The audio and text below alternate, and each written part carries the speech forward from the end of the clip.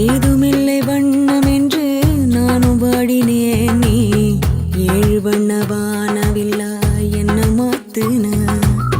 தாயுமில்லை என்று உள்ளம் நேற்று ஏங்கினே. நீ தேடி வந்து நெய்த அன்பால் நின்று தாக்கின. கத்தியின்றி ரத்தமின்றி காயப்பட்டவள் உன் கண்கள் செய்த வைத்தியத்தால் நன்மை அடைகிறேன். மிச்சமின்றி மீதமின்றி சேதப்பட்டவள் உன் நிழல் கொடுத்த தைரியத்தால் உண்மை அறிகிறேன். உப்பு கல்லு தண்ணீருக்கு ஏக்கப்பட்டது.